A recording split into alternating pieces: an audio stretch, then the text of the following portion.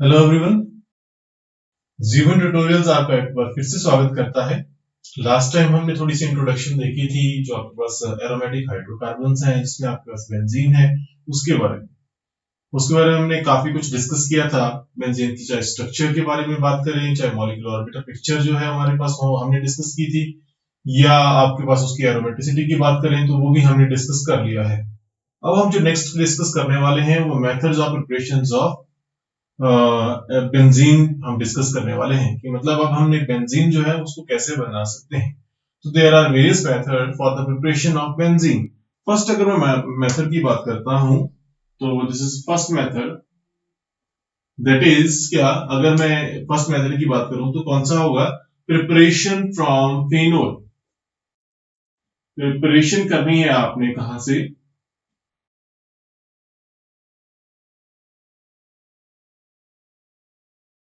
From phenol.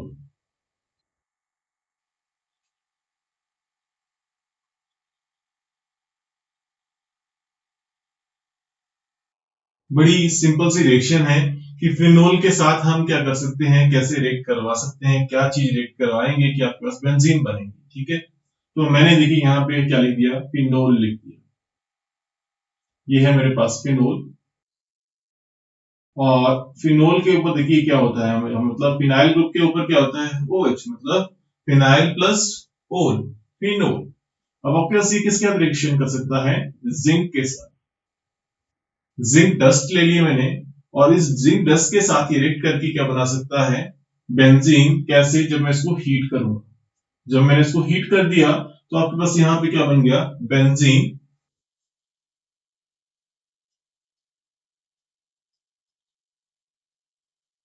ये बन गई बेंजीन, प्लस क्या बन जाएगा? Zinc oxide. प्लस बन गया जिंक ऑक्साइड। सिंपल सी रिएक्शन है, कोई ज्यादा टिपिकल नहीं है। अगर आप नोटिस करेंगे यहाँ पे मैं थोड़ा साइड में लिख रहा हूँ इसको। जैसे मान लीजिए ये मैंने इस तरीके से बेंजीन लिख दी, यहाँ पे इस तरीके से बेंजीन थी और यहाँ पे OH, और मैंने यहाँ पे जिंक लिख दिया, तो यहाँ पे क्या निकल गया? Zinc oxide. और यहाँ पे क्या बच गया? ये बच गया आपके पास बेंजीन। तो इस तरीके से आप याद रख सकते हैं इस रिएक्शन को कि हम कैसे इससे प्रोडक्ट आपके पास बनाएंगे। जो सेकेंड रिएक्शन है आपके पास, दैट इज बाई डीकार्बोजाइलेशन। बाई डीकार्बोजाइलेशन। अब डीकार्बोजाइलेशन करनी है आपने, किसकी करनी है? That is sodium benzoate. मतलब क्या है? सोडियम बेंजोएट की डीकार्बोजाइलेशन करनी है। तो सेकेंड इज क्या? डीकार्बोजाइलेशन।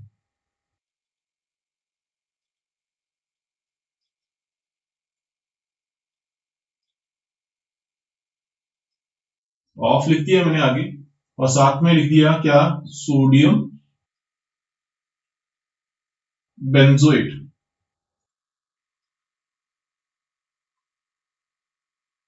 बेंजो मतलब कार्बन के ऊपर कुछ भी आपके पास प्रेजेंट नहीं होगा, सब कुछ हमने उससे निकाल दिया है। तो सोडियम बेंजोएट लिख लेते हैं पहले। तो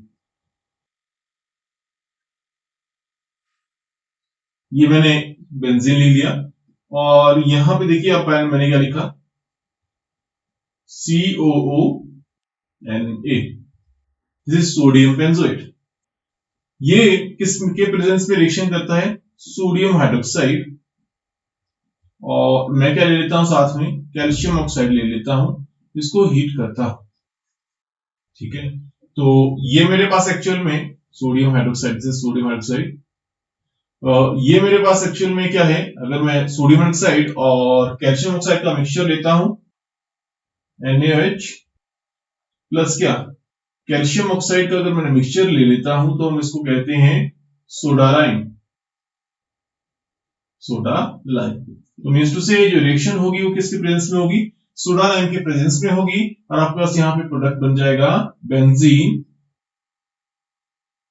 प्लस क्या बन जाएगा? Na2CO3। तो हो सकता है आपको ये मुश्किल हो समझने में, मतलब इतना मुश्किल तो है नहीं, लेकिन आपको मैं तरीका बता देता हूं इसको कैसे याद रखेंगे आप। सेम वैसे ही कर रहा हूं मैं कि इसको थोड़ा ऐसे लिख रहा हूं, उल्टा करके लिख दिया मैंने। यहाँ पे लिखता हूं इसको, यहाँ पे लिख दिया, देखिए यहाँ पे indication, this is indication. Indication exam में नहीं लिखेंगे, आप अपने लिए याद रखने के लिए मैंने आपको बता दी कि आप कैसे इसको याद रख सकते हैं रिएक्शन को, तो इंडिकेशन के थ्रू आप याद रख सकते हो इसको। तो मैंने देखिए यहाँ पे इस तरीके से बेंजीन ली थी, और आपके पास बेंजीन में क्या होता है, COONA, ठीक है। अब मैं क्या करता हूं, सोडियम हाइड्रोक्साइड को थोड़ा सा अपोजिट फॉर्म में लिखता हूं, अपोजिट मतलब उल्टा लिखता हूं। तो यहाँ पे देखो मैंने ये लिख दिया क्या, हाइड्रोजन, और ONA मतलब NaOH, सोडियम हाइड्रोक्साइड। अब देखिए क्या बन सकता है यहाँ पे, एक सोडियम ये हो गया, दूसरा ये हो गया Na2CO3, और साथ में यहाँ पे क्या बच गया, this one, this is benzene. क्या बच गया, ये बेंजीन। तो ये सेकंड मेथड है जिससे आप क्या बना सकते हैं, बेंजीन बना सकते हैं। थर्ड मेथड डिस्कस कर लेते हैं, जिसमें हम क्या यूज करने वाले हैं थर्ड मेथड में, दैट इज फ्रॉम एसिटाइलिन। तो that is from acetylene.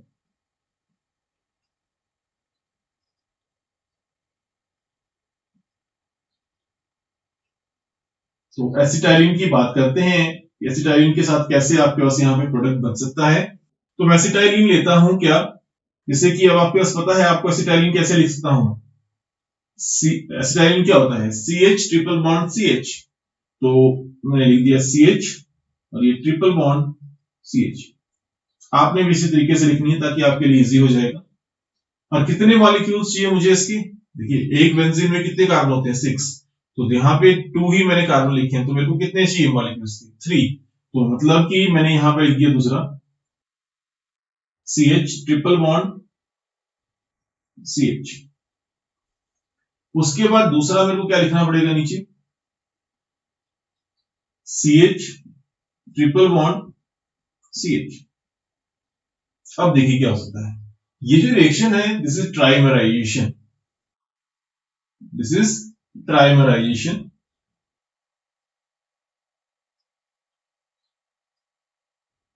Trimerisation मतलब 3 आपके पास मॉलिक्यूल इकट्ठे बाइंड होंगे और आपके पास न्यू प्रोडक्ट आपके पास बनाएंगे। तो मतलब कि अगर ये इलेक्ट्रॉन देखिए, अगर यहां आ जाए, ये इलेक्ट्रॉन यहां पे चले जाएं, और ये इलेक्ट्रॉन कहां चले जाएं, यहां पे चले जाएं। एरोस के साथ समझ आना, 2 इलेक्ट्रॉन यहां पे अगर इसने इसको दे दी, और ये इलेक्ट्रॉन इसने इसको यहां दे दी, तो यहां पे क्या हो जाएगा, देखो यहां पे किसके बीच में डबल बॉन्ड बन जाएगा, देखो एक मिनट, यहां पे आपके पास किसके बीच में जो बॉन्ड है वो बनेगा, डबल बॉन्ड नहीं, बॉन्ड सिंगल बॉन्ड जो है वो बनेगा। इस कार्बन के बीच में, कौन सा, ये वाला कार्बन और ये वाला कार्बन जो है, उसके बीच में क्या आएगा, बॉन्ड आएगा। तो मैं ये कर रहा हूं, यहाँ पे देखिए इसके बीच में मार्क कर दिया, यहाँ पे इसके बीच में और किसके बीच में, यहाँ पे इसके बीच में बॉन्ड आएगा, एक बॉन्ड इसके बीच में आएगा, और किसके बीच में आएगा, इसके बीच में। तो चलिए ये बना लेते हैं। ये जो रिएक्शन होती है रेड हॉट कॉपर ट्यूब में होती है, red hot tube, that is copper tube में होती है। तो रेड हॉट ट्यूब में अगर मैं इसको हीट कर रहा हूं, तो आपके प्रोडक्ट में क्या बन जाएगा, देखिए यहाँ पे CH, आगे देखिए यहां पे इसको ऐसा लिख दिया मैं, CH, डबल बॉन्ड है रह गया इसमें, ट्रिपल बॉन्ड खत्म हो गया। आगे इसके बीच में क्या आ गया, सिंगल बॉन्ड, ये आ गया सिंगल बॉन्ड, किसके बीच में आया, कार्बन कार्बन के बीच में। नीचे अगर मैं देखूं यहाँ पे भी क्या है आपके पास, CH, क्यों, क्योंकि यहाँ पे आपके पास क्या आया, सिंगल बॉन्ड, तो मैंने सिंगल बॉन्ड लिख लिया। अब यहाँ पे क्या रह गया, डबल बॉन्ड, तो यहाँ पे डबल बॉन्ड CH। अब यहाँ पे सिंगल बॉन्ड आ गया है, तो यहाँ पे मैंने सिंगल बॉन्ड लिख दिया CH। अब आपको पता है ये जो आगे वाला कार्बन है वो किससे ज्वाइंट है, डबल बॉन्ड से।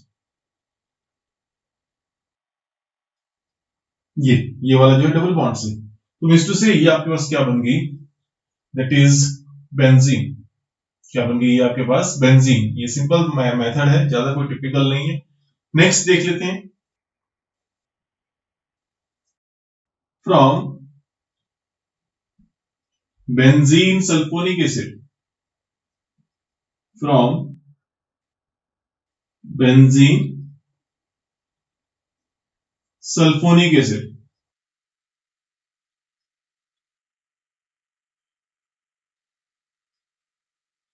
तो बेंजीन सल्फोनिक एसिड मतलब, अब आपके पास जो सल्फोनिक एसिड ग्रुप है वो बेंजीन पे होने वाला है। तो मैं क्या करता हूं, यहाँ पे देखिए, यहाँ पे लिख दिया बेंजीन, और यहाँ पे सल्फोनिक एसिड ग्रुप लिखूंगा किसके ऊपर, बेंजीन के ऊपर, मतलब फिनाइल के ऊपर। तो आपके पास क्या लिख दिया मैंने, SO3H, this is sulphonic acid group. तो अभी बनाए बेंजीन सल्फोनिक एसिड। मैं इसकी क्या करूंगा, हाइड्रोलिसिस करूंगा, हाइड्रोलिसिस कर रहा हूं मैं इसकी।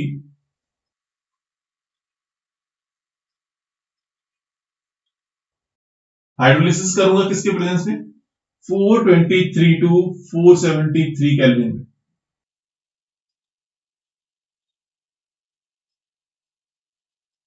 इस टेम्परेचर पे मैं इसकी हाइड्रोलिसिस करूंगा। तो आपके पास यहां पे क्या बन जाता है, benzene plus sulphonic acid H2SO4 sulphuric acid, क्या बन गया यहाँ पे, सल्फ्यूरिक एसिड। सिंपल है, इसको भी मैं फिर से इंडिकेशन लिख लेता हूं यहाँ पे, इसकी इंडिकेशन। तो इंडिकेशन में अगर मैं लिखता हूं, देखिए यहाँ पे क्या, यहाँ पे मैंने ये लिख लिया बेंजीन, और यहां पे क्या लिख लिया, SO3H, यहां पे H लिख लिया, और यहां पे क्या लिख लिया, OH। ये निकल गया आपके पास बेंजीन, और ये निकल गया आपके पास सल्फ्यूरिक एसिड।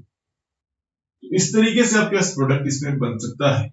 इंडिकेशन एग्जाम में नहीं लिखेंगे, आपको अपने लिए समझने के लिए इसको बताया गया है, उससे ज्यादा आपको कुछ नहीं करना है इसके बारे में। तो अब आपके पास होप सो आपको थोड़ा सा आइडिया लग गया होगा।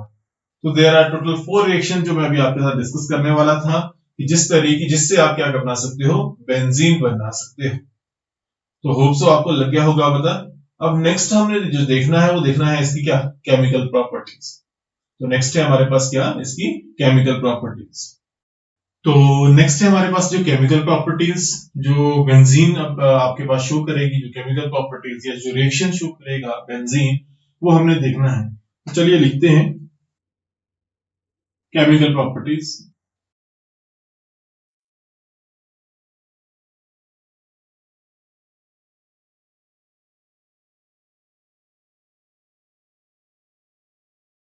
तो मैं केमिकल प्रॉपर्टीज की बात करूं तो बेंजीन जो है वो इलेक्ट्रोफिलिक सब्स्टिट्यूशन रिएक्शन शो करता है। कौन सी रिएक्शन शो करेगा वो, इलेक्ट्रोफिलिक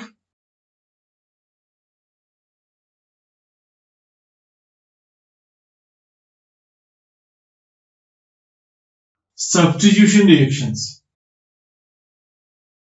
सब्स्टिट्यूशन रिएक्शंस।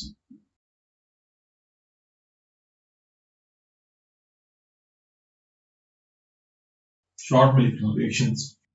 तो अब आपके पास मैंने कहा कि अब आपके पास जो बेंजीन है वो आपके पास इलेक्ट्रोफिलिक सब्स्टिट्यूशन रिएक्शन शो करेगा। अगर हम नोटिस करेंगे एक बेंजीन के मॉलिक्यूल को यहां पे लिखता हूं, तो आपके पास यहां पे बेंजीन में क्या है आपके पास, देखिए यहां पे कार्बन होंगे और यहां पे क्या होंगे, हाइड्रोजन्स। यहां क्या होंगे, हाइड्रोजन्स। अगर आपके पास बेंजीन पे हाइड्रोजन पहले प्रेजेंट है, अगर आपके पास डबल बॉन्ड यहाँ पे प्रेजेंट है मतलब बेंजीन के ऊपर, तो आपको लग रहा होगा कि यहाँ पे क्या हो जाती है, एडिशन रिएक्शन, क्योंकि बहुत सारे डबल बॉन्ड है, इलेक्ट्रॉन डेंसिटी इंक्रीज करनी चाहिए, और आपके पास यहाँ पे क्या होना चाहिए, यहाँ पे आपके पास एडिशन रिएक्शन होनी चाहिए, मतलब डबल बॉन्ड के अक्रॉस एडिशन। लेकिन बेंजीन आपके पास एडिशन रिएक्शन नहीं शो करता है, क्योंकि वो बहुत ज्यादा स्टेबल होता है। किसकी वजह से, इन 3 पाई बॉन्ड्स की वजह से आपके पास ये एरोमेटिक भी बनता है, इसकी वजह से इसकी स्टेबिलिटी अच्छी होती है। इसीलिए अब आपका सिस्टम जो है वो आपके पास एडिशन रिएक्शन की जगह क्या शो करता है, आपके पास सब्स्टिट्यूशन रिएक्शन शो करेगा। क्यों, क्योंकि आपको पता है कि यहाँ पे अब इसकी एरोमेटिसिटी रिटेन रहेगी। तो अगर ये हाइड्रोजन को कोई सिस्टम निकाल देता है और इसकी जगह कुछ और लग जाता है, तो वो आपके पास क्या होगी, सब्स्टिट्यूशन रिएक्शन।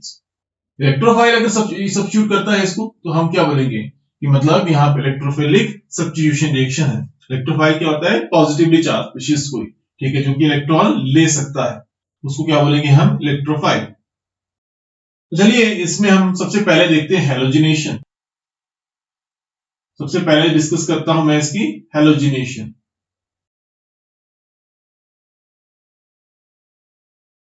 हैलोजिनेशन सिंपल है, कोई ज्यादा मुश्किल नहीं है, आपने पहले भी पढ़ी है, प्लस 2 में पढ़ी है, प्लस 1 में भी पढ़ी है। अगर मैं बेंजीन के ऊपर हैलोजिनेशन करना चाहता हूं तो अगर मुझे हैलोजिनेशन करनी है बेंजीन के ऊपर, तो मुझे, अगर मैं स्पेशली डिस्कस कर रहा हूं कि इसकी क्लोरीनेशन या ब्रोमिनेशन की डिस्कशन कर रहा हूं, तो मुझे साथ में चाहिए यहां पे क्या, मुझे साथ में चाहिए कोई कैटालिस्ट। कैटालिस्ट मतलब कोई लुईस एसिड चाहिए, जो कि वहां पे इस रिएक्शन को फिजिबल करवा दे। देखिए कैसे, मैंने क्या किया, यहां पे ये बेंजीन ली थी। अभी बेंजीन किसके साथ रिएक्शन कर सकता है? क्लोरीन के साथ। किसका रिएक्शन कर सकता है? ये क्लोरीन के साथ। आपके पास ये जो प्रोडक्ट है ये बनता है किसके प्रेजेंस में? FeCl3 एंड, और ये आपके पास इनमें से कोई और भी ले सकते हो आप, दैट इज AlCl3 भी ले सकते हो, कोई भी ले लीजिए, ठीक। आपके पास प्रोडक्ट बन जाता है यहाँ पे क्लोरोबेंजीन। प्रोडक्ट बन जाता है यहाँ पे क्लोरोबेंजीन प्लस क्या? HCl। प्लस क्या बन जाता है? HCl। तो मींस टू से आपके पास इलेक्ट्रोफिलिक सब्स्टिट्यूशन रिएक्शन इजी नहीं है। बेंजीन के केस में इलेक्ट्रोफिलिक सब्स्टिट्यूशन रिएक्शन इजी नहीं है। मुझे कोई लुईस एसिड लेना पड़ रहा है जिसकी वजह से यहाँ पे इलेक्ट्रोफिलिक सब्स्टिट्यूशन रिएक्शन पॉसिबल हो पा रही है। सिस्टम फटाफट जल्दी से रिएक्शन नहीं शो कर रहा, तो इसलिए अब आपके पास क्या करना पड़ रहा है? मुझे FeCl3 लेना पड़ रहा है। अब यही रिएक्शन में क्लोरीनेशन और ब्रोमिनेशन दोनों सेम चलेगी। आपके पास अगर मैं आयोडीनेशन की बात करता हूं तो आयोडीनेशन में आपके पास थोड़ा डिफरेंट रहेगा। मैं ये करता हूं, I2 ले लिया। क्या ले लिया? I2, आयोडीन ले ली। तो ये जो रिएक्शन होती है ये रिवर्सिबल होती है, मतलब आयोडोबेंजीन तो बन जाएगा, आयोडोबेंजीन तो बन जाएगा, मतलब आपके पास क्या होगा यहाँ पे? ये तो बन जाएगा, प्लस साथ में HI बनेगा, which is a very strong reducing agent, जो कि बहुत ज्यादा स्ट्रॉन्गर रिड्यूसिंग एजेंट है। तो ये इसके साथ रिएक्शन करके बैकवर्ड इक्विलिब्रियम को शिफ्ट कर देता है। तो अब इस इक्विलिब्रियम को अगर मुझे फॉरवर्ड डायरेक्शन में शिफ्ट करना है तो मुझे इसकी कंजप्शन करनी पड़ती है HI की, इसको रिमूव करना पड़ता है। तो इसको रिमूवल इस तरीके से करते हैं, हम HI ले लेते हैं प्लस क्या? HiO3, iodic acid. क्या ले लेते हैं? आयोडिक एसिड ले लेते हैं। तो आपके पास यहाँ पे जो प्रोडक्ट बनता है क्या बन जाता है? I2 प्लस क्या बन जाता है? वाटर। प्लस क्या बन जाता है? वाटर। बैलेंसिंग में नहीं मैं जा रहा अभी कि कितने मोल ऑफ क्या बन रहा है, मैं जस्ट आपको बताने वाला था कि क्या कि आयोडीन प्लस क्या? वाटर बन रहा है। ये जो आयोडीन है जैसे ये बनेगी तो यहाँ पे फर्दर क्या कर सकते हैं? इसको यूटिलाइज कर सकते हैं। तो मैं सिर्फ आपको बताने वाला था कि आपके पास हाइड्रोजन आयोडाइड जो है उसकी कंजप्शन करते हैं आयोडिक एसिड के साथ, और आपके पास जैसे ही आपके पास ये आयोडिक एसिड है ये रिएक्ट करता है HI से, तो आपके पास आयोडीन की लिबरेशन करता है। वो आयोडीन फिर से किससे रिएक्शन कर सकती है? जो नेक्स्ट मॉलिक्यूल है बेंजीन के, उसके साथ। तो इस रिएक्शन को कैरी आउट करवाने के लिए मुझे एक्स्ट्रा कुछ चाहिए होता है, एसिड, इट इज क्या? HiO3। तो होप सो आपको पता चल गया हो, इसकी बैलेंसिंग आप खुद करेंगे ताकि आपके लिए और इजीली समझ आए कि बैलेंसिंग कैसे होती है। नेक्स्ट है आपके पास क्या? हेलोजिनेशन के बाद मैं दूसरी रिएक्शन डिस्कस करता हूं, नाइट्रेशन। Next is nitration.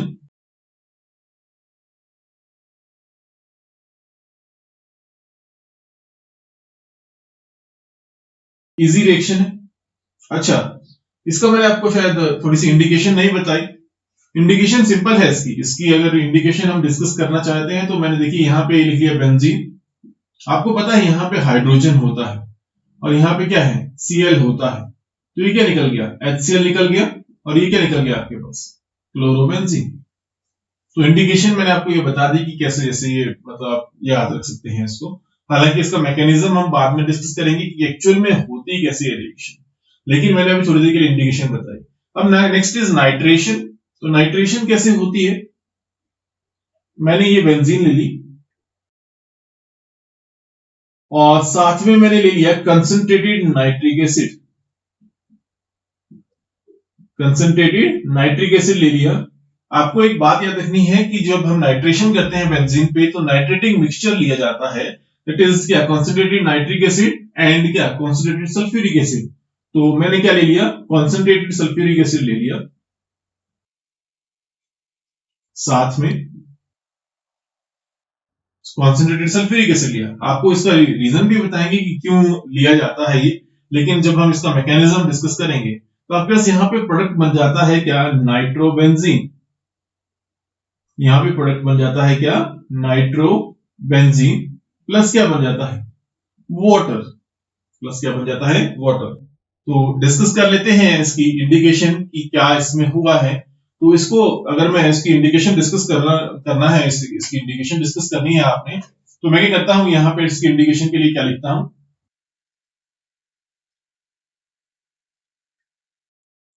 ये वंस अगेन मैंने बेंजीन लिख दी। आपको पता है जो बेंजीन होती हैं उनमें क्या होते हैं, हाइड्रोजन पहले ही प्रेजेंट होते हैं। तो अगर हाइड्रोजन पहले ही प्रेजेंट है तो मैंने वो एज सच लिख लिया। नाइट्रिक एसिड में HNO3 को कुछ इस तरीके से लिखूंगा, देखिए अब कैसे, ये OH लिख दिया मैंने, NO2। देखिए नाइट्रोजन एक है इसमें, एक लिख दिया, ऑक्सीजन कितने हैं यहाँ पे 3, तो 2 + 1 3 और एक हाइड्रोजन, तो आपके पास क्या बन गया HNO3। तो मैंने इसको थोड़ा खोल के लिखा है, तो यहां पे क्या बन गया देखो आपके पास H2O, और अगर H2O यहां पे बन गया तो ये क्या रह गया रिमेनिंग, ये बच गया आपके पास नाइट्रोबेंजीन। क्या बच गया आपके पास, नाइट्रोबेंजीन। तो ये सिंपल सा तरह कि आपके पास कैसे जैसे इंडिकेशन के तौर पे आप इसको समझ सकते हैं। थर्ड रिएक्शन जो है that is sulphonation, that is sulphonation. ये भी सिंपल है, कोई ज्यादा मुश्किल नहीं है। सल्फोनेशन में मैं क्या करूंगा, वंस अगेन बेंजीन ले ली, ये ले लिया बेंजीन, और साथ में मैंने क्या लिख दिया, concentrated sulphuric acid, concentrated sulphuric acid. तो जब सल्फोनेशन करता हूं तो सल्फोनिक एसिड ग्रुप उस पे ऐड होता है, मतलब तो अगर सल्फोनिक एसिड ग्रुप ऐड होता है तो मतलब इस तरीके से मैंने लिख दिया। आपके पास यहां पे क्या बन जाता है, बेंजीन सल्फोनिक एसिड मतलब SO3H प्लस क्या, वाटर। ठीक है, अब इसको भी थोड़ा सा अगर आपने डिस्कस करना है तो इसको भी डिस्कस कर सकते हैं आप। कैसे, मैंने देखिए यहां पे क्या लिख लिया, बेंजीन लिख लिया, और यहां पे क्या लिख लिया, H लिख लिया। अब मुझे सल्फ्यूरिक एसिड को थोड़ा खोल के लिखना पड़ेगा, तो मैं क्या करता हूं, सल्फ्यूरिक एसिड को थोड़ा खोल के लिखता हूं। कैसे, OH एंड क्या SO3H, ये क्या निकल गया आपके पास, वाटर, और SO3H किसके पास बच गया, इसके पास, बेंजीन के पास। तो आपके पास ये होगी सल्फोनेशन। नेक्स्ट अगर हमें डिस्कस करनी है नेक्स्ट रिएक्शन, तो आगे है आपके पास क्या, फिडलक्राफ्ट एल्काइलेशन एंड एसाइलेशन। तो फिडलक्राफ्ट एल्काइलेशन,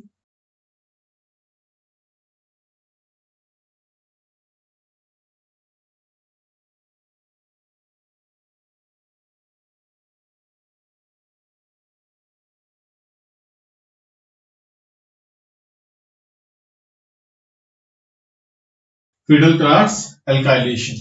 तो अगर मैं फिडलक्राफ्ट एल्काइलेशन की बात करता हूं तो मुझे क्या करना पड़ेगा, सिंपली एल्काइल ग्रुप को ऐड करना है, मतलब ऐड करना है मतलब एल्काइल ग्रुप के थ्रू सब्स्टिट्यूशन करवानी है। तो कैसे कर सकता हूं मैं यहां पे क्या ले लिया, देखिए अब आपके पास वंस अगेन बेंजीन ले ली, प्लस क्या ले लिया, CH3Cl मिथाइल क्लोराइड। क्या ले लिया मैंने, मिथाइल क्लोराइड या मिथाइल हैलाइड लिख सकते हो आप, क्लोरीन की जगह हेलोजन भी लिख सकते हो। और रिएक्शन जो है फिर से लुईस एसिड के प्रेजेंस में होगी, दैट इज FeCl3 या AlCl3। मैं AlCl3 लिख लिया यहाँ पे। तो आपके पास यहाँ पे लुईस एसिड के प्रेजेंस में जब रिएक्शन होती है तो यहाँ पे क्या बन जाता है, टॉलीन। यहां बन जाता है टॉलीन प्लस क्या बन जाता है, HCl प्लस बन जाता है HCl। इसका भी मैकेनिज्म सिंपल है, मतलब सॉरी इंडिकेशन सिंपल है। इसकी इंडिकेशन अगर आपने समझनी है, मैंने इस तरीके से इसको लिख दिया, वंस अगेन यहां पे हाइड्रोजन लिख लिया, और CH3Cl को ऐसे लिखता हूं, देखिए ये CH3 है और ये Cl है, क्या निकल गया यहां से, टॉलीन, और ये क्या बन गया, HCl। तो ये आपके पास जो थी इसकी क्या थी, इंडिकेशन थी। नेक्स्ट है फिडलक्राफ्ट एसाइलेशन। तो एल्काइलेशन की जगह मुझे क्या करना है, एसाइल ग्रुप की एडिशन करनी है, लगाना है, मतलब सब्स्टिट्यूशन करनी है वहां पे एसाइल ग्रुप के थ्रू। तो फिफ्थ लास्ट वन जो रिएक्शन है दैट इज फिडलक्राफ्ट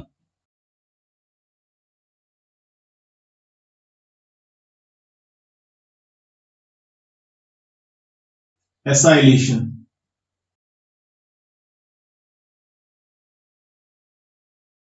एसाइल ग्रुप की एडिशन करनी है, मतलब वहां पे इनकॉर्पोरेशन करनी है, एडिशन नहीं करनी क्योंकि आपके पास एडिशन से आपका डबल बॉन्ड टूट जाएगा। मुझे इनकॉर्पोरेशन करनी है बेंजीन के ऊपर। कैसे कर सकता हूं मैं? देखिए मैंने क्या ले लिया, ये बेंजीन ले लिया और यहां पे साथ में क्या ले लिया, एसिटाइल क्लोराइड CH3COCl। ठीक है, अब एसाइल हैलाइड की बात करूं तो एसाइल में आपके पास बड़े सारे ग्रुप्स आ सकते हैं। जब एसिटाइल क्लोराइड की बात कर रहा हूं तो आपके पास CH3C+OCl। तो मुझे इसकी यहां पे क्या करनी है, इनकॉर्पोरेशन, ये वाला। वंस अगेन आपके पास क्या लेना पड़ेगा, लुईस एसिड, दैट इज क्या ले लिया मैंने, AlCl3। आपके पास प्रोडक्ट यहां पे क्या बन जाता है, एसिटोफिनोन, मतलब C+O क्या, CH3 प्लस क्या, HCl प्लस है HCl। इंडिकेशन डिस्कस करनी है तो बहुत सिंपल है, क्या कि अगर आपके पास, मैंने यहां पे देखिए ये लिख लिया बेंजीन और यहां पे क्या आ गया, हाइड्रोजन। Cl को यहां पे लिखता हूं मैं इस तरीके से लिखता हूं, देखिए CH3 C+O, आगे क्या आ गया आपके पास, Cl C+OCl। तो आपके पास ये क्या निकल गया, देखो HCl, और ये क्या निकल गया, CH3CO, और आपके पास फिनाइल ग्रुप। तो मतलब अब आपके पास नोटिस करेंगे तो हम इसको लिख सकते हैं एसिटो, और इसको लिख सकते हैं क्या, फिनोन। क्या लिख सकते हैं इसको, फिनोन। तो ये क्या बन गया, एसिटोफिनोन। तो ये आपके पास कुछ एक, आपके पास जो इलेक्ट्रोफिलिक सब्स्टिट्यूशन रिएक्शन थी, ये मैंने अभी आपके पास डिस्कस की है। अब आपने एक चीज याद रखनी है कि जो सारी की सारी मैंने रिएक्शंस की हैं, सभी मैकेनिज्म के थ्रू चलती हैं, और सारे की सारी रिएक्शन जो है वो मैकेनिज्म के साथ मुझे डिस्कस करनी है। तो इसका एक जनरल मैकेनिज्म हम नेक्स्ट टाइम डिस्कस करेंगे, that is electrophilic substitution reaction mechanism, that is very much important for the examinations और even for the competitions also. तो इसीलिए इसको थोड़ा अच्छे से पढ़ेंगे, नेक्स्ट टाइम करेंगे।